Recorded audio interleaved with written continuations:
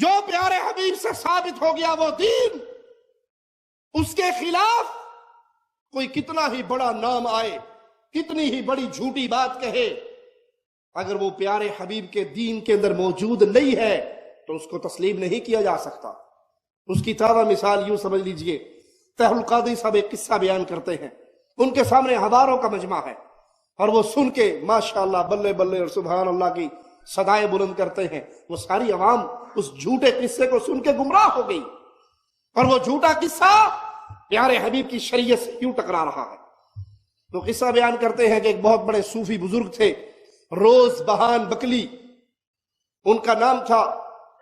محدثین ان کے پاس آ کے حدیثیں اور سندیں ٹھیک کیا کرتے تھے، حدیث ان کو سناتے، اپنی اسناد سناتے، اور جو حدیث صحیح ہوتی وہ اس پہ خاموشی اختیار کر لیتے، اور جو روایت ضعیف ہوتی، جس سند پہ کلام ہوتا، حدیث ٹھیک نہ ہوتی، اس کی سند ٹھیک نہ ہوتی تو وہ سر ہلا دیا کرتے تھے۔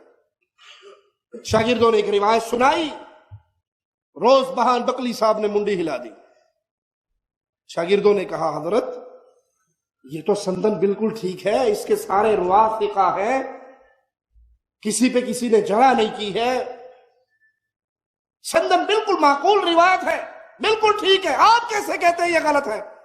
کہا بے وقوفو، تمہاری سند کو دیکھوں یا صاحب سند کو دیکھوں، تم کہتے ہو یہ روایت ٹھیک ہے، میرے سامنے رسول اللہ صلی اللہ علیہ وسلم کھڑے ہیں اور فرما رہے ہیں روز بہان بکلی، میں نے یوں نہیں کہا تھا۔ کرتا ہے حضرت شیخ روز بہان بکلی شیراز کے ایک بڑے کامل ولی اللہ عارف تھے، اور مفسر بھی عالم بھی تھے، صاحب تفسیر ہیں، تفسیر روز بہان بکلی کہلاتی ہے، عرائس البیان، بڑے عارف تھے۔ وہ حدیث پڑھاتے تھے اور خاموشی سے بڑے بڑے محدثین اپنی اسانید حدیث کی درست کرنے کے لیے ان کی بارگاہ میں آتے، بڑے بڑے اکابر محدث۔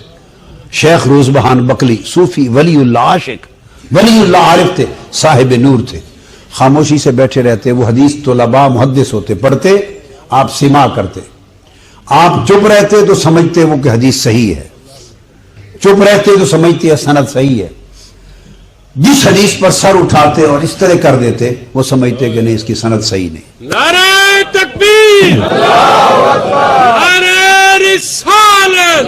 ایک روز ایسے ہوا کہ محدثین طلباء نے حدیث پڑھی، آپ نے سر اٹھا کے اس طرح کر دیا۔ انہوں نے کہا حضرت یہ تو اس کی سارے اسانید میں تمام رجال ثقہ ہیں اور سند مضبوط ہے، حدیث مقبول ہے، فلاں فلاں فلاں محدثین نے اسماء رجال میں، فن رجال کی کتابوں میں جرح کر کے اس کی تصحیح کی، توثیق کی، اس کی سند کو قبول اور مضبوط ثقہ کہا ہے۔ انہوں نے محدثانہ دلائل دیے، آپ سن کے مسکراتے رہے۔ فرمایا کہ آپ کی بات ختم ہو گئی؟ ختم ہو گئی۔ آپ نے فرمایا تم ابھی سند میں ہو، تمہاری ساری بحث سند تک ہے، سند سے آگے نہیں گئے۔ میں تمہاری سند کی بحث سنوں یا صاحب سند کا فرمان سنوں؟ انظر ھذا محمد رسول اللہ صلی اللہ علیہ وسلم یقول ما قلت ھذا، پردہ اٹھاؤ، یہ مصطفیٰ سامنے ہے اور فرما رہے رضوان میں نے یہ نہیں کہا، تم سند میں الجھے ہو۔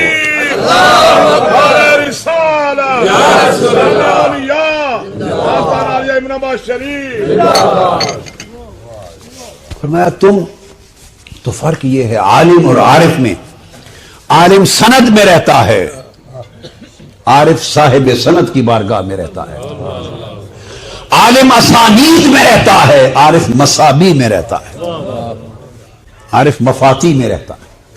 تو فرمایا جب نور ملتا ہے تو اس سے حجابات اٹھ جاتے ہیں، نور ملتا ہے تو اس سے حجابات اٹھ جاتے ہیں، حجابات اندھیرا تھا، لہذا نور اور اندھیرا ایک جگہ یکجا نہیں رہتا۔ تو فرمایا وہ لوگ، یہ ہے علماء سو کی پھیلائی ہوئی جھوٹی کہانیاں۔ روز بہان بکلی کے پاس تو اللہ کے نبی صلی اللہ علیہ وسلم تشریف لے آئے تصدیق کے لیے کہ کون سی میری حدیث ہے اور کون سی میری نہیں ہے۔ اگر صحابہ کی زندگیوں میں لوٹیں گے تو کتنے مسئلوں میں اختلاف ہوا۔ پیارے حبیب کسی صحابی کے پاس بھی آئے اختلاف ختم کرنے کے لیے؟ پیارے نبی صلی اللہ علیہ وسلم کی وفات کے فوراً بعد امیر عمر نے تلوار نکال کر کہا، جس نے کہا نبی فوت ہو گئے میں گردن اتار دوں گا، پیارے نبی صلی اللہ علیہ وسلم اٹھ کے نہیں آئے امیر عمر کے پاس یہ کیوں کہہ رہا؟ یہ علماء سو کی چھوٹی کہانی یہ ہے جس کے ذریعے وہ عقیدہ پھیلاتے ہیں کہ نہیں نبی صلی اللہ علیہ وسلم زندہ ہے، حاضر ناظر ہے، ہر وقت موجود ہے، جہاں چاہتے ہیں جس اپنے پیارے کے پاس پہنچ جاتے ہیں۔